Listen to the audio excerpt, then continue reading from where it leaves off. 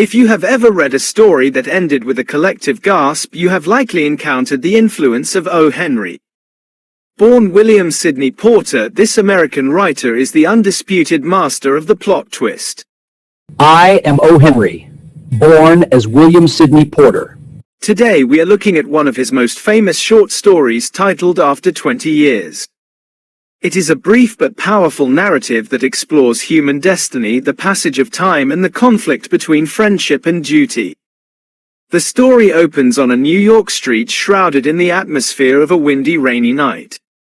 We are introduced to a policeman on patrol moving through the shadows with stability and authority. Suddenly he encounters a man standing in the darkened doorway of a hardware store. The man, who calls himself Bob, isn't hiding, he is waiting. He strikes a match to light his cigar, revealing a keen, masterful face with sharp, watchful eyes and a small white scar near his eyebrow. Bob explains to the officer that he is there to keep a promise made exactly 20 years ago. He and his best friend Jimmy Wells dined at Big Joe Brady's restaurant, which stood on that very spot, and vowed to meet again in exactly 20 years, no matter where they were or what they were doing. Bob is proud of his journey. He tells the officer that he has spent the last 2 decades out west, where he pulled off a rather good thing, implying he has acquired significant wealth and status. I pulled off a rather good thing out west, you know. Made quite a bit of money.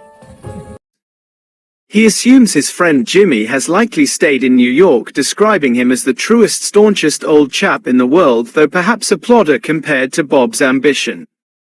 The patrolman listens intently, noting that 20 years is a long time, and remarks that people can change.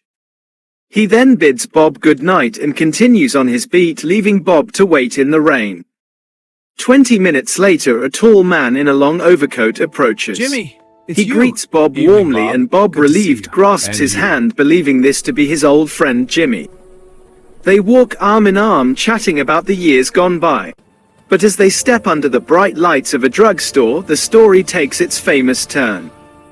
Bob looks at the man's face and stops dead. He realizes this is not Jimmy Wells. The nose is different.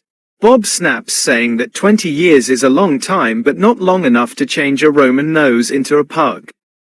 The tall man reveals he is actually a plainclothes officer. Bob has been under arrest for the last 10 minutes because he is a wanted criminal in Chicago. But the officer hands Bob a note before taking him away. The note is from Patrolman Wells, the first officer Bob met that night. It reads, "Bob, I was at the appointed place on time. When you struck the match to light your cigar, I saw it was the face of the man wanted in Chicago. Somehow I could not do it myself, so I went around and got a plainclothesman to do the job." In a heartbreaking conclusion, we realize that the loyal friend did show up, but the lawman in him had to prevail over the friend.